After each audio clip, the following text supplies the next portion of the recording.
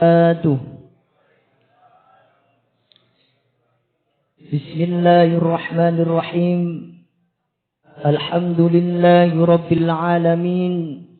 Wassalatu wassalamu ala asrafil anbiya'i wal mursalin.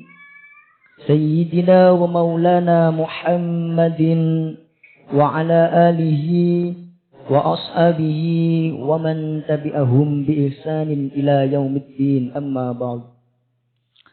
فقال الله تعالى في القرآن الكريم: أعوذ بالله من الشيطان الرجيم. بسم الله الرحمن الرحيم. يا أيها الذين آمنوا اتقوا الله ولتنظر نفس ما قدمت لغد واتقوا الله إن الله خبير بما تعملون. صدق الله العظيم وصدق رسوله النبي الكريم ونحن على ذلك من الشاهدين. حضرة المحترمين, para alim, para ulama, para kiai, para sesepuh, bini sepuh, para tokoh masyarakat, wabil khusus yang kami hormati Bapak Kiai Haji Ma'ruf Fazin, yang kami hormati Dewan Penasehat, Dewan Pembina, Dewan Pengawas, dan Dewan Pengurus Yayasan Al-Maghfirah beserta jajarannya, para hadirin yang dirahmati oleh Allah Subhanahu wa taala. Amin amin ya rabbal alamin. Pertama-tama marilah kita panjatkan puji syukur kehadirat Allah Subhanahu wa taala, karena atas limpahan rahmat, karunia, taufik serta hidayahnya kita semua bisa berkumpul di masjid yang penuh berkah ini dalam rangka Tahun Baru Islam 1445 Hijriah dengan tema Antara Dalil, Amalan Ulama dan Tradisi di Jawa dalam keadaan sehat walafiat. Amin amin ya rabbal alamin. Yang kedua, salawat serta salam tetap terlimpahkan kepada junjungan kita Nabi besar Muhammad sallallahu alaihi wasallam, karena beliaulah yang nantinya akan memberikan syafaat kepada kita semuanya kelak di hari kiamat nanti. Para hadirin yang dirahmati oleh Allah, di sini saya selaku pembawa acara akan membacakan rangkaian acara pada malam hari ini. Acara pertama yakni pembukaan, dilanjut dengan pembacaan ayat-ayat suci Al-Quran dan syari tilawah. Acara yang ketiga yakni sambutan, dan acara keempat yakni ceramah agama, dan acara yang kelima penutup dan doa. Untuk mengawali acara pada malam hari ini, marilah kita buka dengan umul kitab. Mudah-mudahan acara demi acara nanti bisa berjalan dengan lancar tanpa ada halangan suatu apapun. Ala hadiniyah wa ala kulliyatin salihah. Syai'un lillahi laumul fatihah. Na'udhu billahi. Bismillahirrahmanirrahim. Amin amin ya rabbal alamin. Memasuki acara selanjutnya yakni pembacaan ayat-ayat suci Al-Quran dan syari tilawah. Dalam hal ini pembacaan ayat-ayat suci Al-Quran yang akan disampaikan oleh adik kami Fatir Zulfian Alfi dengan membacakan Quran Surat Al-Mujadilah ayat 11 dan Quran Surat Al-Alaq ayat 1 sampai dengan 8. Dan pembacaan syari tilawah yang akan disampaikan oleh yang terhormat Ustadzah Zahratul Alfiyah SPD. Kepada beliau berdua kami persilahkan.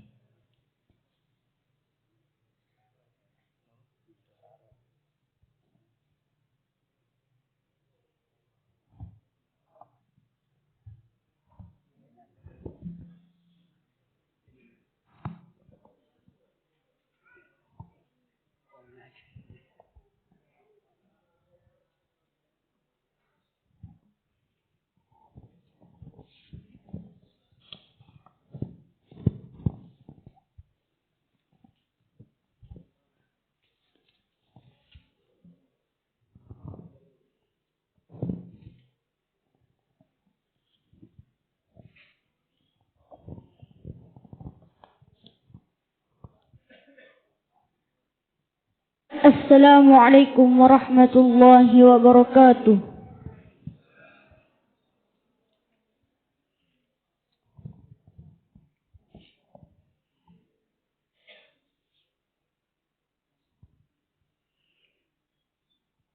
A'udzu billahi minasy syaithanir rajim.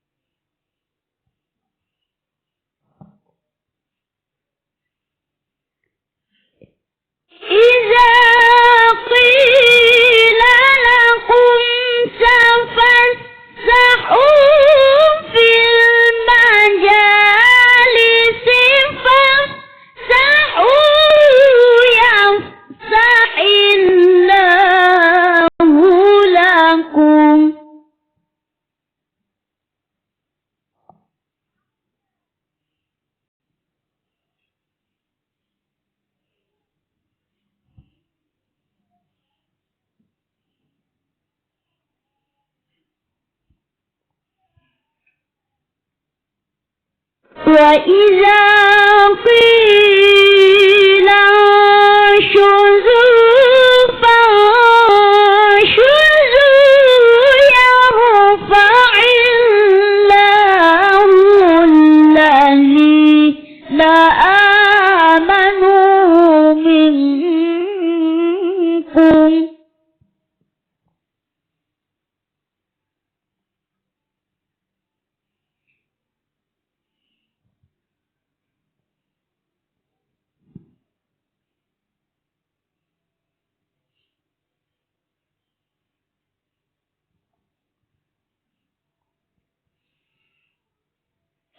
يرفع الله الذين آمنوا منكم والذين أوتوا العلم درجات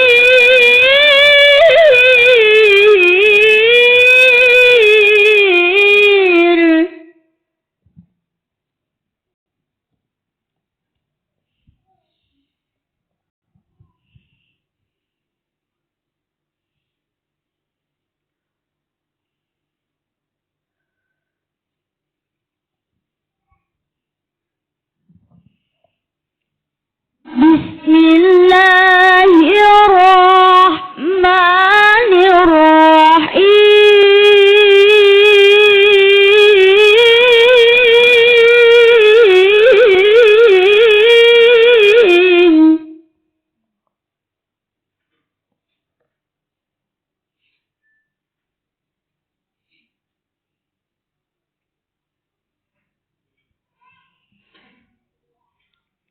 اقرأ باسم ربك الذي خلق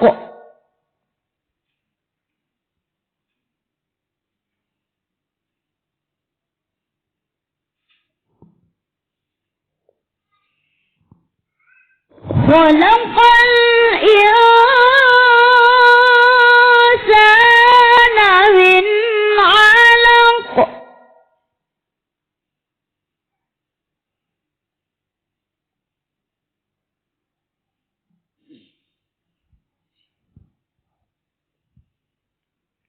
اقرأ وربك الأكرم الذي علم بالقلم علم الإنسان ما لم يعلم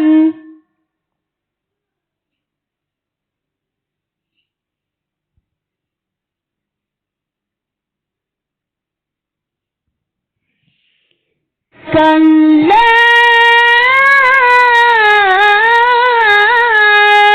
إن الإنسان ليطغى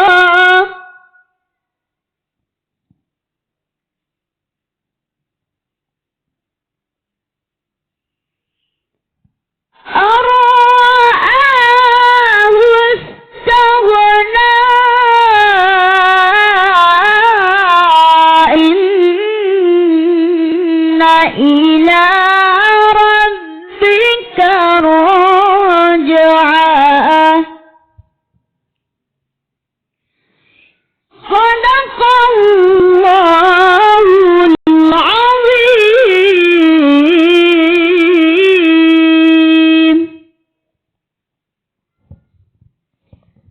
Aku berlindung kepada Allah dari godaan syaitan yang terkutuk. Dengan menyebut nama Allah yang Maha Pengasih lagi Maha Penyayang.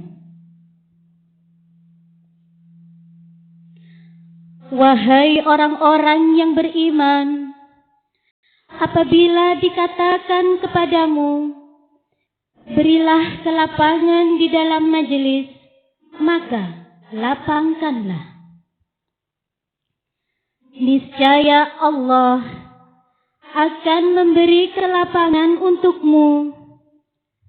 Dan apabila dikatakan kepadamu, berdirilah kamu, maka berdirilah. Niscaya Allah akan mengangkat derajat orang-orang yang beriman di antaramu dan orang-orang yang diberi ilmu beberapa derajat. Dan Allah Maha mengetahui terhadap apa yang kamu kerjakan. Dengan menyebut nama Allah yang Maha Pengasih lagi Maha Penyayang, bacalah dengan menyebut nama Tuhanmu yang menciptakanmu. Dia telah menciptakan manusia dari segumpal darah. Bacalah, dan Tuhanmulah yang Maha Mulia, yang mengajar manusia dengan pena. Dia mengajarkan kepada manusia apa yang tidak diketahuinya. Sekali-kali tidak, sesungguhnya manusia benar-benar melampaui batas. Karena dia melihat dirinya serba cukup. Sesungguhnya hanya kepada Tuhanmu-lah tempat kembalimu. Maha benar Allah dengan segala firman-Nya. Assalamualaikum warahmatullahi wabarakatuh.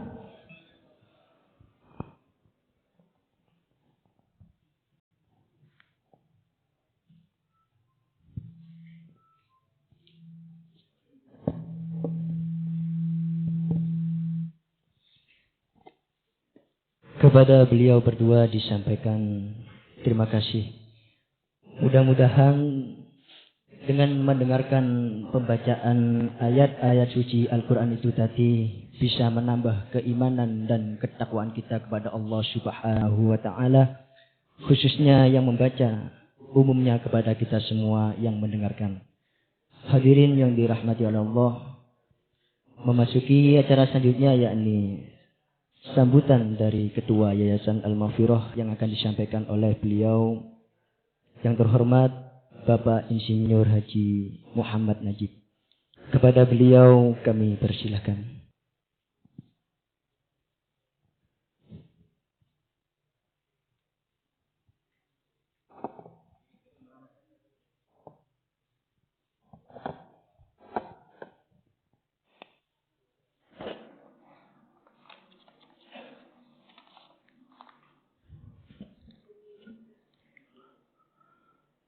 Assalamualaikum warahmatullahi wabarakatuh.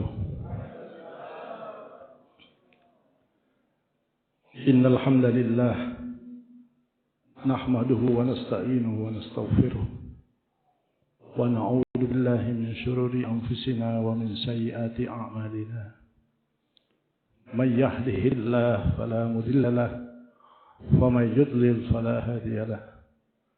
أشهد أن لا إله إلا الله وحده لا شريك له وأشهد أن محمدا عبده ورسوله. قال الله تعالى في القرآن العزيز أعوذ بالله من الشيطان الرجيم يا أيها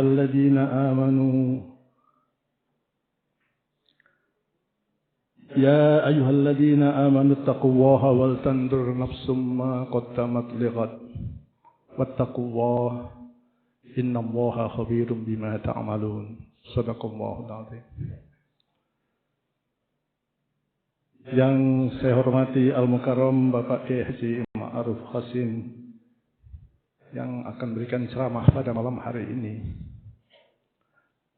Yang kami hormati Dewan Penasihat, Ketua Dewan Pembina, Dewan Pengawas, dan seluruh jajaran pengurus yang saya hormati, Bapak Ibu seluruh jamaah Masjid Al-Maghfirah yang dirahmati oleh Allah. Syukur Alhamdulillah pada malam hari ini kita semuanya masih diberikan rahmat dan nikmat oleh Allah berupa iman dan Islam serta kesempatan dan kesehatan, sehingga pada malam hari ini kita dapat berjumpa dengan tahun baru 1 Muharram 1445 Hijriah.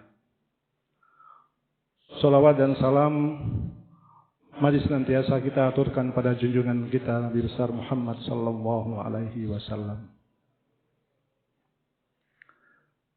Bapak Ibu sekalian yang kami hormati, tanggal 1 Muharram adalah hari yang sejarah yang kita peringati karena hijrahnya Rasulullah Muhammad sallallahu alaihi wasallam.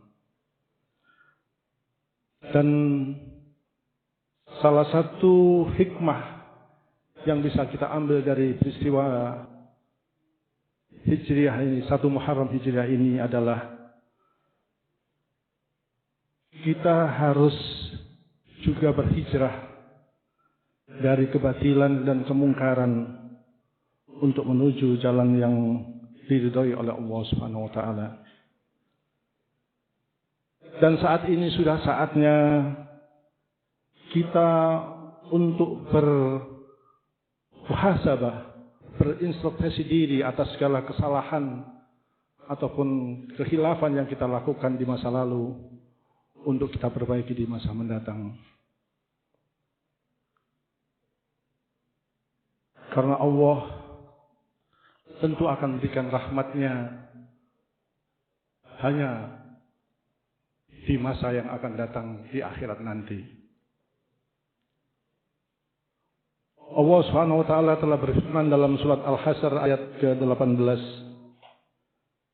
seperti yang saya bacakan tadi. Wahai orang-orang yang beriman, bertakwalah kamu kepada Allah dan hendaklah kamu setiap diri memperhatikan apa yang telah kamu lakukan untuk hari esok di akhir nanti. Dan bertakwalah kamu kepada Allah, sesungguhnya Allah Maha mengetahui apa yang kamu lakukan. Semoga Allah menerima taubat kita dan memberikan hidayah serta perlindungan kepada kita semuanya. Amin ya rabbal alamin. Bapak Ibu sekalian yang kami hormati, pada kesempatan yang berbahagia ini kami mohon izin selaku pengurus ingin menyampaikan sedikit rencana pembangunan pengembangan Masjid Al-Maghfirah yang kiranya perlu diketahui oleh Bapak Ibu sekalian.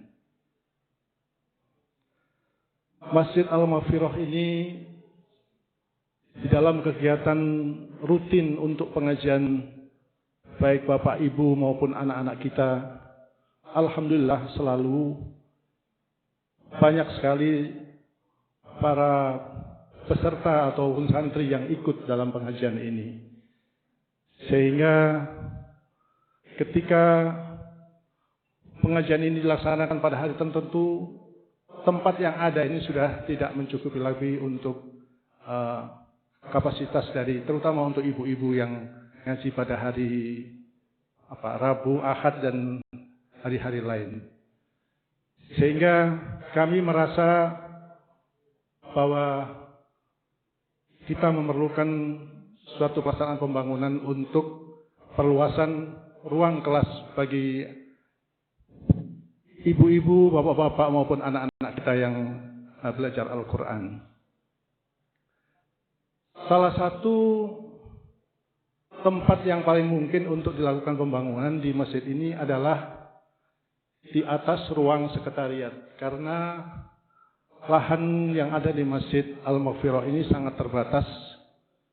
Hampir semua adalah merupakan fasilitas umum dari pemerintah kota Surabaya yang tidak mungkin untuk diperluas lagi.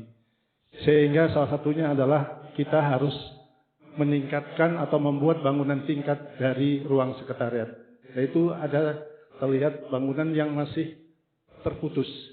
Ini adalah ruang masjid dan itu adalah tempat belajar mengaji ibu-ibu maupun anak-anak yang ada di sebelah sana. Salah satu tempat hanya itu yang bisa kita manfaatkan. Oleh karena itu Bapak Ibu sekalian, dengan niat yang baik, bismillahirrahmanirrahim, mudah-mudahan ini bisa kita wujudkan. Bapak Ibu sekalian, rencana dari pembangunan ini adalah seperti ini. Sehingga bangunan yang tadinya terputus, insya Allah dengan 3 ruang, 1, 2, 3, itu bangunan ini akan tersambung. Sehingga simetris dengan bangunan yang sebelah kiri. Jadi ini akan terlihat lebih indah dan manfaatnya insya Allah akan lebih besar. Secara tampak di atas juga bisa dilihat. Nah, atap yang terjadi kemarin memang sering terjadi kebocoran, padahal di bawah, di atas ruang sekretariat itu banyak fasilitas kabel-kabel listrik, kabel-kabel IT dan sebagainya yang perlu diamankan. Sehingga kita melakukan pengamanan dengan atap dak beton yang kita rencanakan. Dengan pembangunan ini adalah gambar secara detail. Lanjut. Kita akan melaksanakan pembangunan di ruang sekretariat.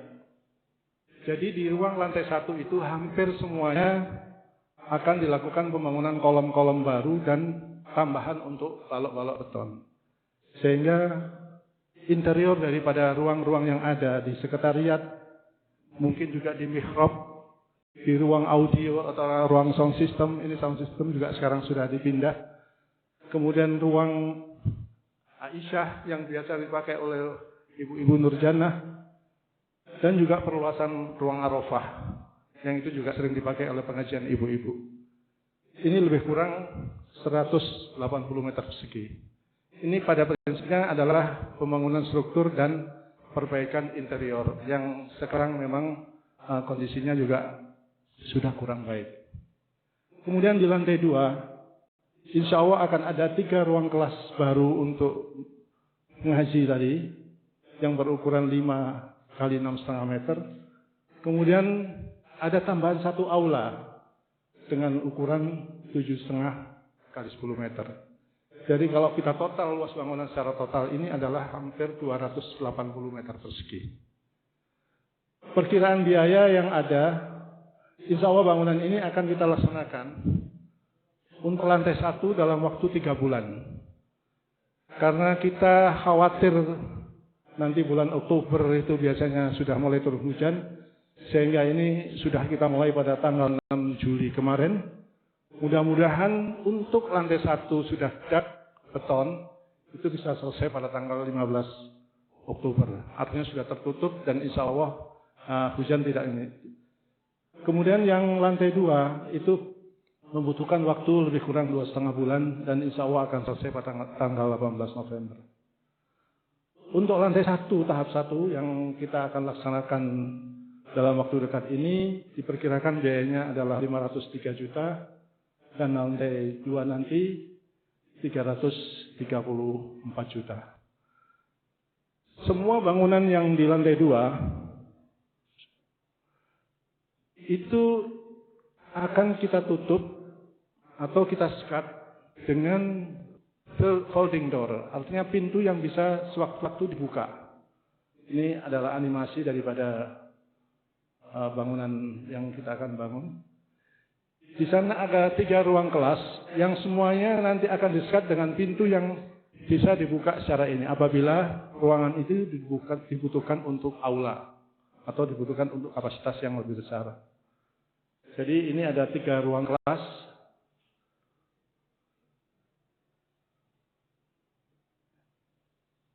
Nah, itu adalah ini adalah pintu folding door yang bisa dibuka untuk bisa digabungkan dengan ruang kelas yang lain.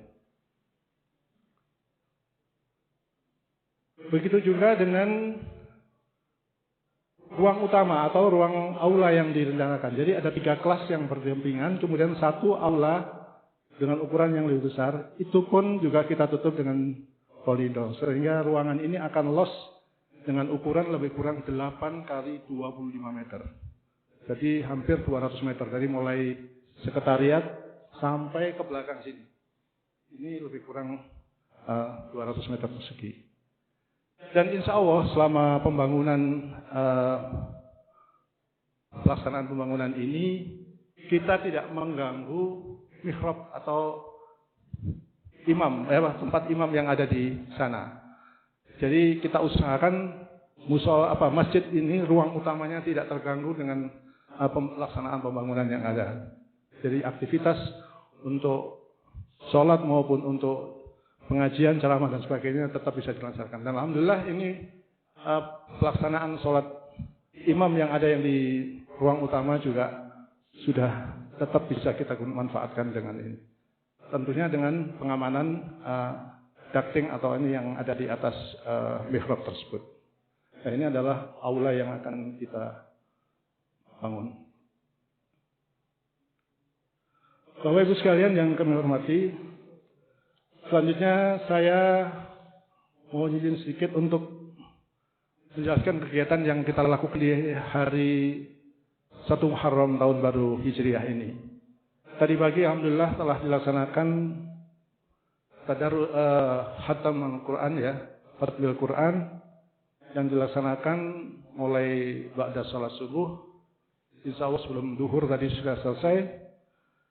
Kemudian kami mohon dengan hormat, dengan sangat para pengurus, seluruh jajaran pengurus dan para jamaah sekalian, kalau berkenan ada waktu bisa menghadiri acara Jalan Sehat yang kita adakan nanti pada hari Ahad tanggal 23 pukul 6 pagi. Di sana akan kita lakukan juga ibu-ibu mengadakan bazar makanan khas dan juga akan ada donor darah serta bekam ya. Bekam secara gratis yang dilaksanakan oleh tim dokter dari Rumah Sakit Haji. Bapak Ibu sekalian yang kami hormati, pada kesempatan yang baik ini kami pertama mengaturkan banyak terima kasih khususnya kepada Al-Mukarram Bapak Kiai Haji Ma'ruf Hashim. Saya terima kasih atas kerahuan jenengan dan berkenan untuk memberikan ceramah pada malam hari ini. Saya juga mengaturkan terima kasih kepada seluruh Dewan Penasehat, Dewan Pembina, dan pengurus dan pengawas, serta Bapak Ibu para jamaah sekalian untuk berkenan hadir pada malam hari ini. Mohon maaf atas segala kekurangan. Wabillahi taufiq wal hidayah. Wassalamualaikum warahmatullahi wabarakatuh.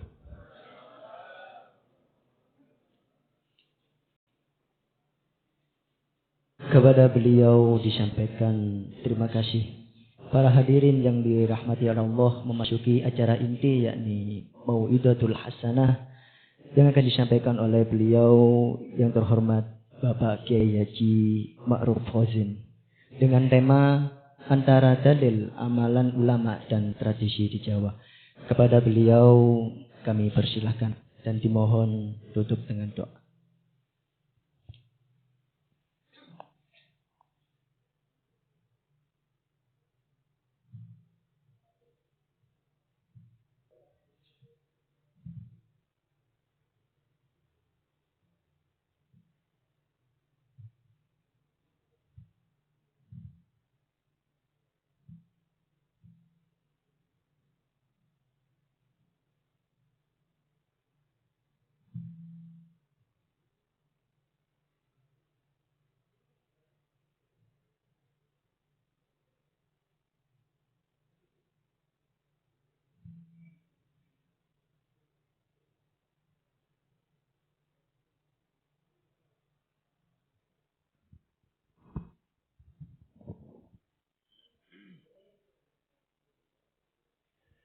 Assalamualaikum warahmatullahi wabarakatuh.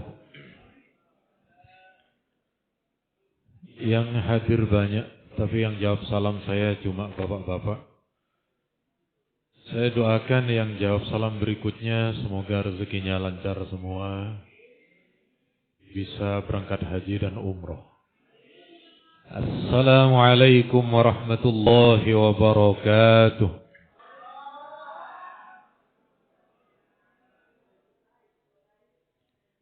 Alhamdulillah, wassalatu wassalamu ala Rasulillah Sayyidina Muhammad ibn Abdillah wa ala alihi wa sahbihi wa wala ma ba'du. Yang sangat saya muliakan para pimpinan mulai dari Dewan Pengawas, Dewan Pembina, Dewan Penasehat, para takmir, bapak-bapak, ibu-ibu, hadirin wal hadirat yang sekali lagi semoga panjenengan oleh Allah dikaruniakan sehat wal afiat. Alhamdulillah, pertama kurang lebih tidak sampai 1 bulan saya sowan lagi ke sini setelah kemarin Idul Adha, yang kemudian tidak bosan saya doakan semoga sehat terus Pak. Berarti insya Allah tidak bosan nih. Karena kita berada di bulan Muharram, lalu kemudian apa yang menjadi salah satu rangkaian yang sudah disebutkan tadi oleh Bapak Dewan Penasehat, yakni terkait dengan misalnya doa yang diawali dengan khataman Al-Quran ataupun doa yang lain. Setidaknya dulu para sahabat juga telah melakukan permintaan ketika berjumpa dengan tahun yang baru. Ini dalil hadisnya terdapat dalam riwayat Tabrani. Jadi para sahabat kalau memasuki bulan yang baru ataukah memasuki tahun yang baru, maka kemudian mereka mengisinya dengan berdoa. Inilah bedanya kalender Hijriyah dengan kalender Masehi. Kita mengisinya dengan doa, Allahumma adkhilhu alaina bil amni wal iman, ya Allah, pertemukan kami dengan tahun ini dalam keadaan aman, dengan penuh kedamaian, ketentraman, serta keimanan, wassalamati wal Islam, serta keselamatan jauh dari musibah, jauh dari berbagai penyakit dan kekuatan Islam di dalam hati kita. Waridwani minar rahman, mendapat ampunan dari Allah, ridha dari Allah. Wajawazim minasyaitan, dan juga terhindar dari gangguan jin, setan, iblis, demit, wewe gombel, wa alihi wa sahbihi ajmain. Karena mereka ini kelompoknya banyak. Kelompoknya banyak, yang penting kemudian kita oleh Allah semoga dijauhkan. Apalagi kalau kemudian doanya dengan khatam Al-Quran, maka insya Allah lebih optimis ke depan. Dalam 1 tahun yang akan datang, maka kemudian kita akan dibayangi dengan rahmat Allah yang terdapat dalam Al-Quran. Pertama, dalam kalender yang kita sebut dengan istilah Hijriyah ataupun kalender Islam, memiliki hitungan 12 bulan. Ini telah Allah maktubkan di dalam ayatnya, Inna iddatash syuhuri indallahi 12 syahran fi kitabillah. Bilangan bulan di sisi Allah ada 12. Uniknya, Pak, niki uniknya, ada seorang peneliti di dalam Al-Quran. Beliau meneliti kalimat asyuhur, kalimat asyahri, itu di Quran diulang sebanyak 12. Inilah letak kekonsistenan firman Allah dengan teks yang terdapat di dalamnya. Jadi kalimat bulan itu ada 12, selaras dengan Allah nyatakan jumlah bulan itu juga 12.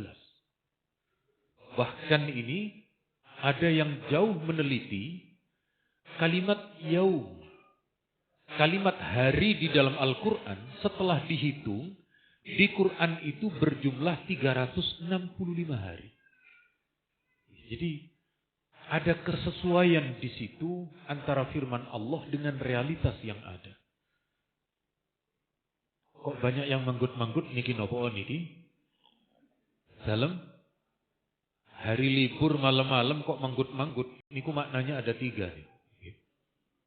Boleh jadi memang understand, boleh jadi agak ngantuk, atau yang 3 belum makan malam ini jadinya. Salam. Tapi bisa nih yang ada di depan panjenengan bisa di ini, bisa dicicipi. Bukan cuma dicicipi, juga kalau dicicipi kan namung ngeten, boleh didahar insyaallah dan akan menjadi obat andaikan belum dinner. Kemudian Allah katakan di sini dari 12 bulan itu ada 4 bulan mulia. Bulan haram. Haram itu maknanya banyak dan bukan haramnya orang Indonesia. Orang Indonesia haram itu kan berarti tidak boleh. Ada kata-kata Masjidil Haram, berarti masjid yang mulia maksudnya. Napa mawon dari 4 bulan yang mulia itu? 4 bulan yang mulia itu diantaranya adalah Dzulqa'dah, Dzulhijjah. Hari ini kita berada di bulan Muharram, dan satu lagi adalah yakni di bulan Rajab. Jadi bulan yang sebenarnya kula kali panjenengan di dalamnya ada istimewa karena Nabi menyebutnya dengan bulan yang mulia. Kemudian mana yang mendasari ketika kita mengamalkan perayaan, kita melakukan peringatan dan seterusnya? Ini dalilnya. Terdapat di dalam surat Az-Zariyat. Wazakir, dan berilah peringatan. Fa inna dzikra tanfa'ul mu'minin, karena yang namanya manusia orang yang beriman diingatkan, maka hal itu akan berguna, bermanfaat baginya. Seperti kula kali panjenengan melihat bagaimana masjid ini berkembang. Di antara ketika masjid ini berkembang adalah ketika pembangunannya terus merambah. Berarti suasana masjid niki hidup. Berarti masjid niki betul-betul berfungsi. Sebab yang namanya panjenengan lihat ketika kampus niku mengalami sebuah perkembangan, dia akan terus naik, baik jumlah muridnya atau bangunannya. Demikian halnya masjid. Demikian halnya malam ini kula kali panjenengan yang melakukan peringatan, nanti akan ada ilmu yang akan menjadi pengingat bagi kita, yang dengan ilmu itu akan menjadi bekal kita beribadah, kita menjauhi larangan Allah dan seterusnya. Inti dari peringatan. Kenapa peringatan-peringatan itu terjadi perdebatan? Ada yang satu mengatakan bid'ah, ada yang satu mengatakan boleh. Pendapat yang mengatakan boleh, peringatan itu syaratnya dua. Pertama, tujuannya harus dibenarkan. Malam hari ini kula kali panjenengan melakukan peringatan Muharram, apa tujuannya? Untuk kemudian paling tidak mengaji ilmu. Untuk iktikaf di masjid. Oh, berarti tujuannya tidak bertentangan. Tujuannya dibenarkan dalam Islam. Kedua, pelaksanaannya. Oh, pelaksanaannya kumpul kok. Ada yang ngaji, ada ilmunya, ada kiroahnya. Oh, berarti tidak ada masalah. Baru kalau peringatan tahun baru Islam diisi joget-joget, jingkrak-jingkrak, itu yang tidak boleh. Bukan peringatannya, tapi tata caranya. Kok manggut-manggutnya lebih banyak, bikin opo niki? Kemudian kula kali panjenengan di bulan Muharram ini dianjurkan untuk berpuasa. Untuk berpuasa kalau mampu 1 bulan penuh, kalau tidak mampu nanti ada 2 hari yang memiliki keistimewaan, yang memiliki kekhususan, yakni Asyura dan Tasu'a. Langsung mawon, ketika Nabi datang ke Madinah, ternyata penduduk Madinah orang Yahudinya mereka berpuasa di hari Asyura. Setelah ditanya, kenapa kalian berpuasa hari Asyura? Orang Yahudi menjawab, di hari itu Allah memberi kemenangan kepada Nabi Musa dan Allah menenggelamkan Fir'aun. Maka kami memperingati Asyura itu dengan cara berpuasa. Lalu Nabi bersabda, nahnu ahaqqu bi Musa minkum. Kami lebih berhak untuk memperingati hari Asyura dengan berpuasa daripada kalian. Hadis ini oleh para ulama dijadikan dalil, kalau ada di hari tertentu dalam 1 tahun, Anda mendapatkan sebuah kenikmatan ataukah Anda diselamatkan dari musibah, di hari tersebut Anda boleh memperingatinya dengan cara bersyukur. Misalnya, Anda memiliki momentum hari pernikahan. Lalu pada tahun-tahun berikutnya Anda peringati hari pernikahan itu dengan bersedekah, dengan berbagi kepada anak yatim, boleh. Kenapa? Dulu ada satu kejadian Nabi Musa terselamatkan, Nabi mengizinkan umatnya untuk memperingati hari itu dengan cara-cara yang dibenarkan. Ada mungkin, saya dulu ketika masa-masa Delta sempat cuma tidak parah. Tapi meskipun tidak parah di masa Delta itu cukup menegangkan, Pak. Cukup menegangkan. Ketika di salah satu malam ada pasien baru di dekat kamar saya, dia teriak-teriak. Teriak terus. Sampai kemudian saya tidak bisa tidur. Karena tidak bisa tidur, perawat ngasih obat bius sehingga saya tertidur. Begitu bangun subuh saya tanya, Bu, ini mana pasien yang tadi malam teriak-teriak? Sudah meninggal tadi sebelum subuh. Waduh, berarti kematian sudah dekat ini kata saya. Lalu kemudian di ruang saya ada pasien yang sudah megap-megap. Sudah berat nafasnya. Waduh, ini kok saya dikumpulkan dengan orang ini. Berarti sebentar lagi saya baca Yasin kata saya. Ternyata orang yang saya kira akan meninggal, dia sembuh lebih dulu dan lebih cepat daripada saya. Jadi ini kan dulu kan kejadiannya sekitar bulan Juni. Maka ketika saya mengingat, Saya pernah berada dalam situasi ketakutan mencekam. Orang-orang meninggal berada di kanan kiri saya saat itu. Lalu di bulan-bulan dia kira-kira pertengahan Juni itu, saya bersedekah. Ini sebagai bentuk syukur saya ketika banyak orang saat itu meninggal, saya masih diberi kehidupan, saya bersedekah. Dengan meminta agar tetap diberi sehat, diberi panjang umur, dan seterusnya. Sekali lagi, cara semacam itu diperbolehkan.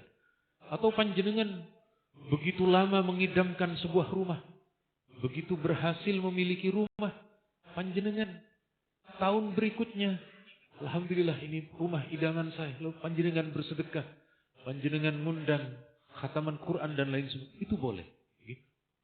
Karena sekali lagi mendapatkan sebuah kenikmatan yang telah dianugerahkan oleh Allah, yang itu tidak terjadi setiap hari, yang tidak terjadi setiap pekan dan seterusnya. Nah ini langsung saja puasanya nih. Jadi setidaknya kulo kali panjenengan kalau nanti memang tidak mampu maka pilih 2 hari. Insya Allah Kamis depan itu namanya Tasu'a, hari ke-9. Dan hari Jumatnya, Jumat pekan berikutnya adalah hari Asyura. Panjenengan berpuasa di 2 hari itu. Kalau memang tidak mampu harus salah satunya hari Jumatnya.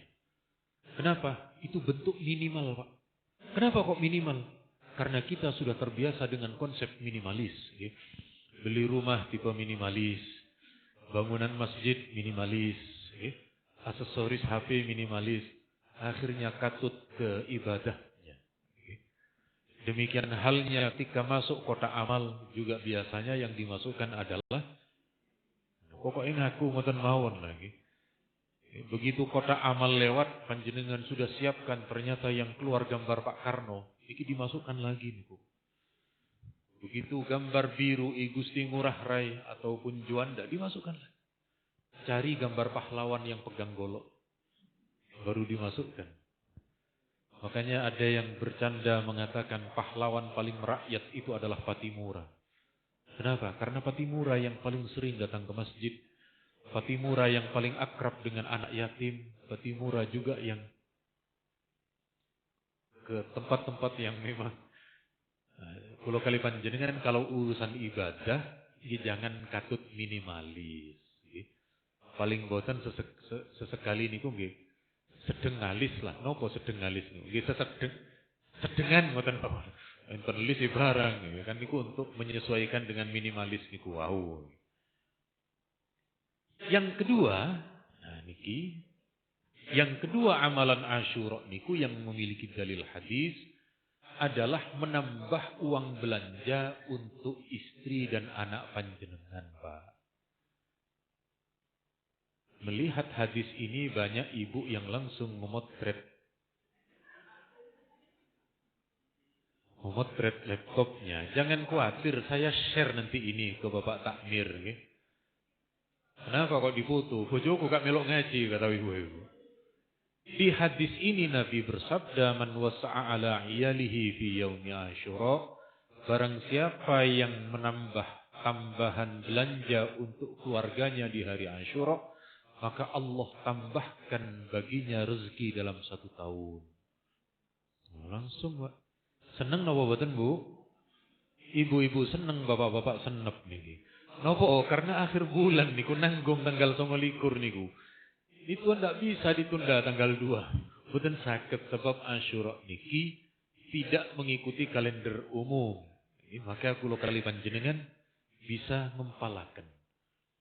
Biasanya ketika di hari Asyura saat kula berpuasa, kula ngajak istri ke tempat yang disenangi. Monggo sampean mau belanja nopo, silahkan. Alhamdulillah, Pak. Istri niku paling cepat berjalan di tempat belanjaan. Suaminya kesel kabeh, Pak. Naik ke atas, turun lagi ke bawah.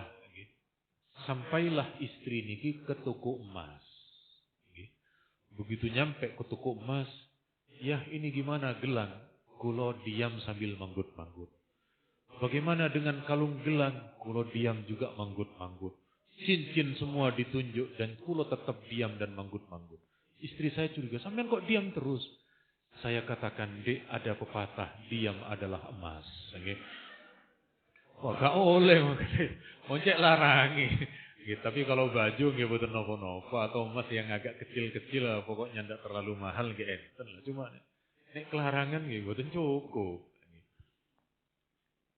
Mantun niku biasanya istri kula nyetatus ten WA. Andaikan setiap hari adalah hari Asyura. Ojek senengi pendino Asyura. Niki kata sahabat Jabir, jarrabna wajadnahu kadzalik. Saya sudah mempraktikkan dan ternyata betul oleh Allah diberi kelapangan rezeki, oleh Allah diberi kemudahan untuk mendapatkan rezeki. Syaratnya setunggal nopo, tetap nyambut damel.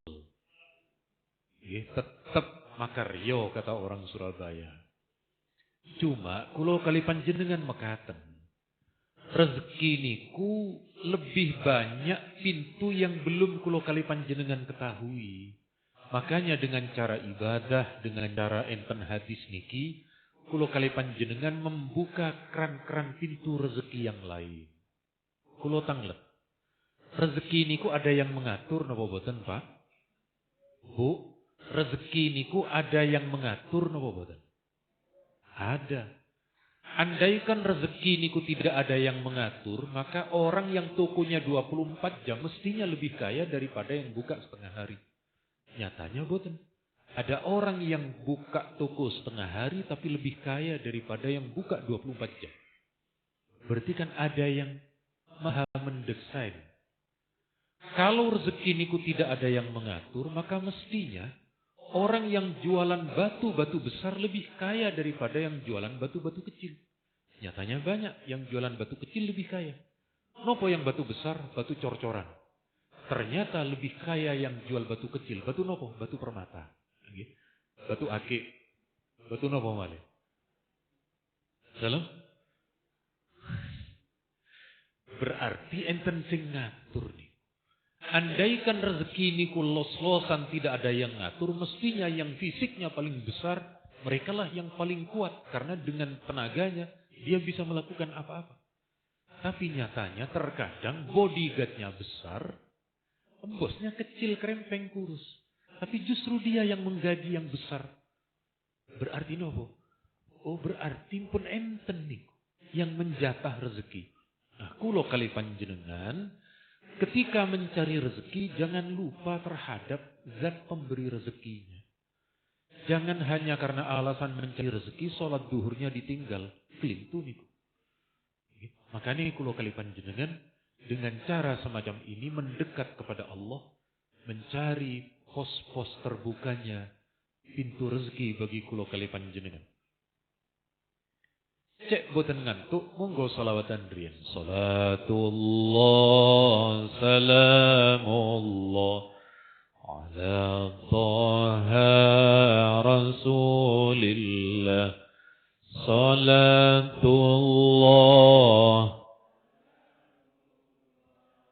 ala Yasin. Ken. Niki ngantuk napa boten panjenengan? Kula tes nggih. Monggo tangannya digerakkan. Lalu masing-masing diletakkan di dagunya. Lho, lak ngantuk sedaya niku. Dagu kok ngalitan dukur niku lho. Lho dagu ayo lak mriki, Pak. Panjenengan nyekel mriki sedaya. Niki dahi. Dagu pundi dagu. Nek ngoten kan ketinggal sumringae nggih. Niki ice break niki namine nggih, cek boten napa namine. Cek boten monoton. Pun enten kemudian yang berpendapat bahwa ketika memberikan keluarga, maksudnya keluarga niku pancen ada dua penafsiran.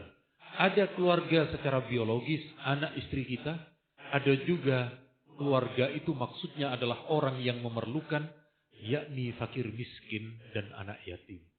Ini ya pula yang kemudian menjadi kebiasaan di lingkungan kita. Kalau malam Asyura ada santunan kepada anak yatim, kepada perempuan-perempuan tua yang sudah tidak mampu bekerja lan sak piturutipun. Niki amalan Asyura yang diamalkan oleh para ulama. Ada yang di hari Asyura niku melakukan sholat sunnah. Syekh Nawawi Al-Bantani menganjurkan sholat sunnah tasbih. Ada yang bersedekah, ada yang kemudian untuk keluarga, ada yang berpuasa, ada yang mandi. Mandi keramas. Macam-macam niku. Tetapi kemudian termasuk mengusap kepala anak yatim. Alhamdulillah kulo dengan istri gantian. Kenapa? Karena kulo dengan istri niku sama-sama yatim piatu. Atau saling elus-elusan. Allahumma sholli ala Muhammad. Kemudian ada yang memakai celak kayak orang dulu, ada yang memotong kuku, ada yang membaca Al-Ikhlas 1000 kali, ada yang silaturahim dan seterusnya. Kata Syekh Nawawi Al-Bantani yang memiliki dalil 2. Puasa dan melapangkan belanja untuk keluarga. Senang malih ibu-ibu. Nopo? Karena ada dalil hadisnya. Pun niki versi dalil sing enten hadise dan versi amalan ulama. Sakniki enten ketika Asyura niki dibawa ke Indonesia, khususnya ke tanah Jawa, maka terjadi akulturasi budaya. Sebenarnya hari ke-10 Muharram namanya Asyura. Lalu diambil kata bagian belakang suronya maun. Konon niku adalah bagian dari Islamisasi di masa Brawijaya. Jadi kabarnya niku dulu penyebar dakwah, Islam ini tidak merusak keberadaan kalian. Loh, kami punya kalender Jawa begini-begini. Oh, ada di dalam Islam. Lalu dimasukkan niku suro niku. Nah, niku bagian penerimaan nggih. Bagian dakwah dengan cara kultur, dengan cara dengan cara mengubah tradisi tanpa menghilangkan. Sehingga kemudian diterima. Maka kulo kali panjenengan di sepanjang Laut Selatan akan ditemukan yang namanya larung sesajen. Larung sesajen dan lain sebagainya. Jangan langsung menvonis syirik. Kita analisa dulu dari para sejarawan. Mekatan. Para wali songo niku, semua pusat sebaran dakwahnya niku Pantura, pantai utara. Sunan Ampel utara, Sunan Gresik, Sunan Giri utara, Sunan Bonang, Sunan Derajat utara, Sunan Muria, Sunan Kudus Pantura sampai ke wilayah Cirebon, semua Pantura. Karena rupanya dulu yang menjadi pusat dermaga lalu lalangnya para pendatang di Pantura. Makanya mitos-mitos yang ada di Pantura tidak ada. Sementara di selatan tasik wonten. Di pantai selatan niku ada yang menganggap penunggunya niku bernama Nyai Roro Kidul. Sementara di utara panjenengan ten Kenjeran tidak akan menemukan Nyai Roro Lor. Enten apa boten Nyai Roro Lor? Kalau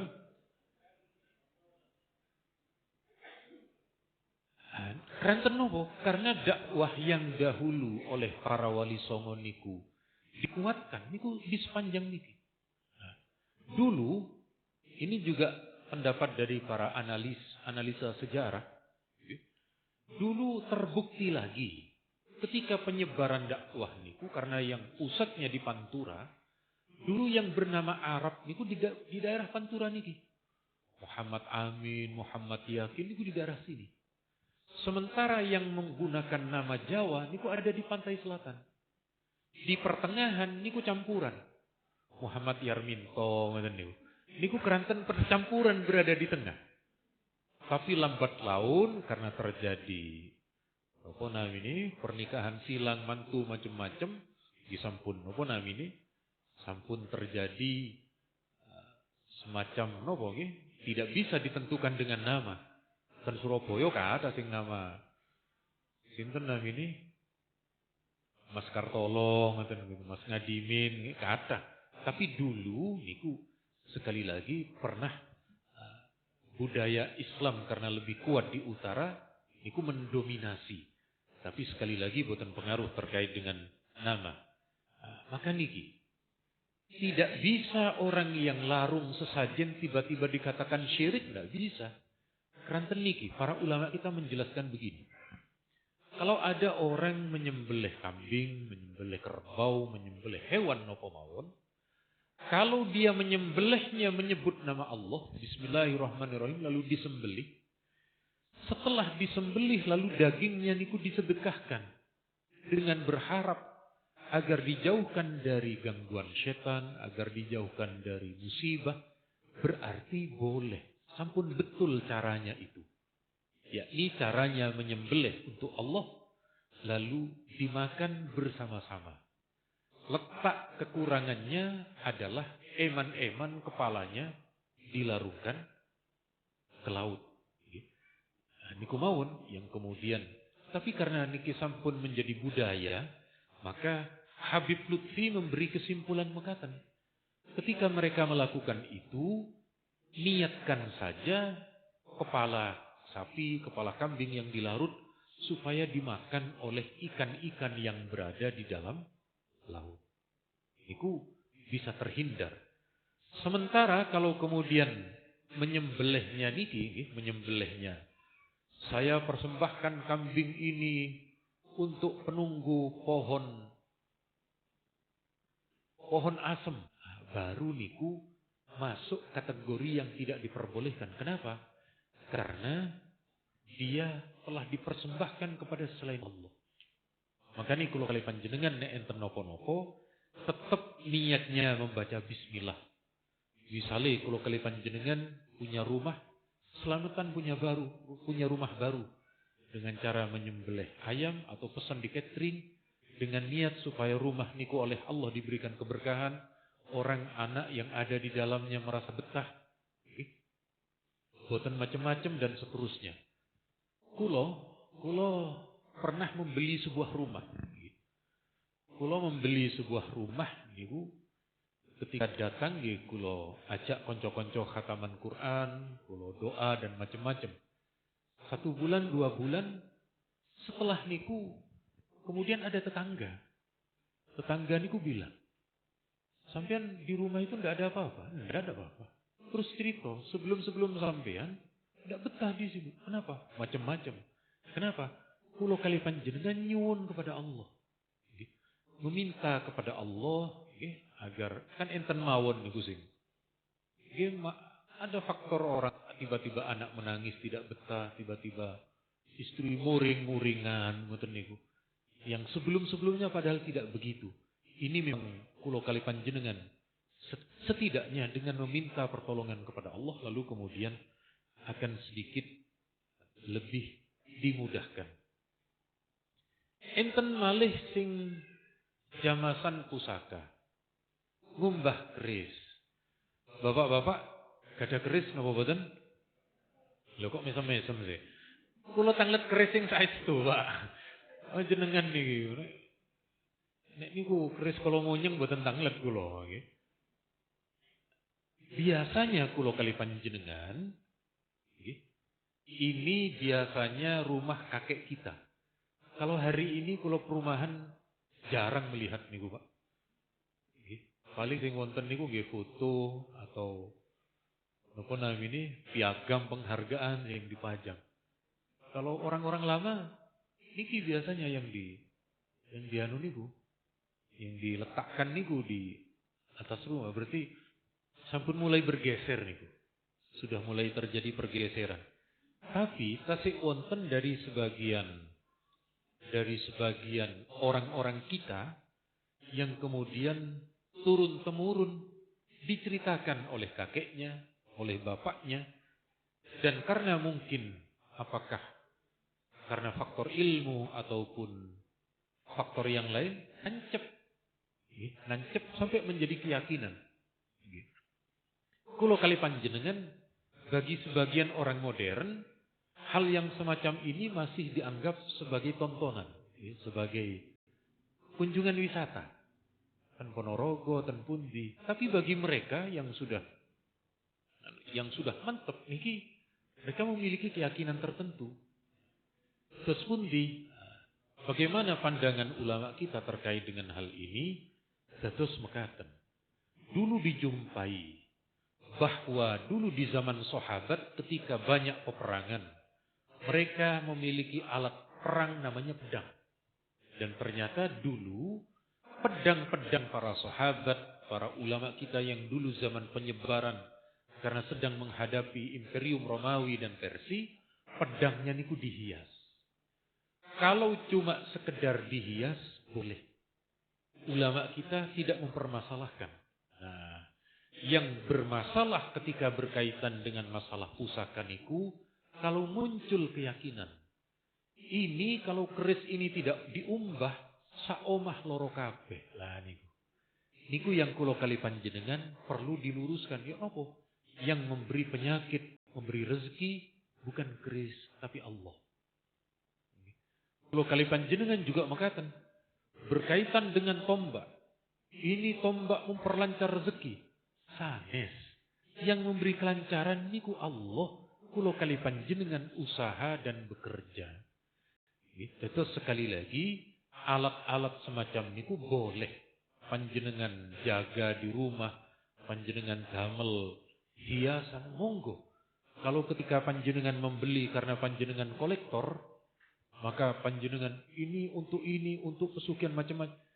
Kula kali panjenengan tetap meyakini yang memberi kesugihan dan sedayonipun adalah tetap Allah Subhanahu wa taala. Intinya sekali lagi kula kali panjenengan terkait dengan Muharram niki, khususnya nanti Asyura niku ada sekian banyak varian. Mulai dari dalil agama yang memang membenarkan, ada tuntunan dari Nabi yang memang dianjurkan, ada amalan-amalan yang biasa dilakukan oleh para ulama kita, sampai kemudian terjadinya akulturasi budaya. Terkait dengan budaya tetap angsal. Merawat tradisi niku tetap angsal, cuma wau niku beberapa hal keterkaitan dengan akidah, kula kali panjenengan tetap mangsulaken, tetap mengembalikan hanya kepada Allah Subhanahu wa taala. Kranten niki mantuk-mantuke pun berkurang niki, nggih. Berarti nek mantuk-mantuke berkurang niku sami napa berarti niki? Berarti pun sami ngantuk. Dan inilah bedanya masjid perumahan dengan masjid kampung. Nopo? Masjid perumahan niku lebih ramai kalau kuliah subuh. Kenapa? Karena yang berada di perumahan niku jam 9, jam 10 sampun istirahat. Sehingga jam 3:30 niku pun fresh, pun seger. Makanya yang ramai kuliah subuh. Tapi kalau masjid di kampung, niku mau tidur jam 10 ada taudek lewat, dek. Sampai keluarkan nunggu jam 11, tiba-tiba martabak lewat, beli martabak lagi. Sehingga setelah habis semua niku jam 12:30 baru tidur. Nah, ngeten niki biasanya kalau masjid kampung subuhnya sepi. Subuhnya niku paling beberapa orang ngoten mawon. Makanya kalau masjid di kampung niku pengajiannya niku ba'da maghrib. Karena kalau ba'da maghrib lebih banyak adanya mereka niku. Nah, terus inti ini sekali lagi, kula kali panjenengan keranten niki kawasan perumahan kok semerep. Boten krungu munyi tek ngoten niku wau nggih. Berarti kula kali panjenengan sampun cekap semanten. Kinten-kinten perlu pertanyaan napa boten? Perlu tanya jawab napa boten? Dalam sing boten perlu berarti pun wancini istirahat ngeten niki. Terus pundi? Sampun nggih. Leres nek boten lepat keranten tasih enten pekan depan nggih pertanyaan ini menyusul mawon. Nggih boten sak menko tapi tetap kula apa namanya enten materi lain yang berkaitan masih dengan seputar Muharram, bukan yang ini. Intine sepindah malih kula kali panjenengan wangsul ke doa para sahabat niki, yakni ketika sampun berada memasuki di kalender 1445. Mugi-mugi dosa-dosa kita yang lampau oleh Allah diberikan ampunan. Hajat, keinginan, program yang belum tercapai tahun lalu, keinginan keluarga, nopo mawon bagi panjenengan, semoga oleh Allah dimudahkan tahun ini. Yang belum punya anak, semoga tahun ini oleh Allah diberikan kemudahan punya anak. Yang kemudian rezekinya tertunda dulu karena wabah, mugi-mugi tahun ini oleh Allah diberikan ganti. Dan yang belum mendapatkan jodoh, mugi-mugi tahun niki mendapatkan jodoh. Kok kada sing amin niki waya jodoh niki? Mugi-mugi tahun-tahun kemarin sing dereng saged umroh lan haji, mugi tahun ini kalian Allah dimudahkan haji dan umrohnya. Binitil qabul usulil ma'mul bijahir rasul. Al-Fatihah.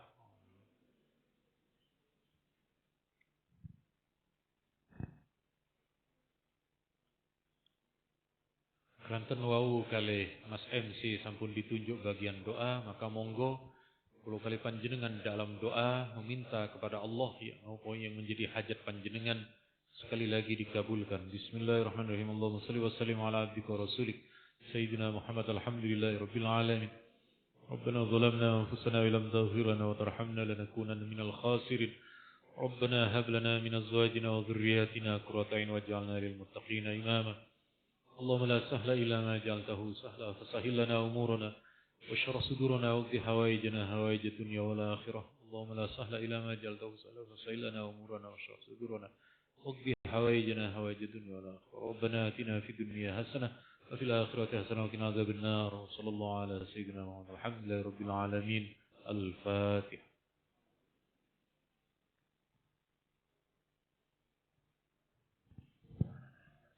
Saking kula sepindah malih nyuwun ageng papunten kepada para pembina, penasehat dan juga pengawas lan sedaya takmir, nyuwun ageng pangapunten. Wassalamualaikum warahmatullahi wabarakatuh.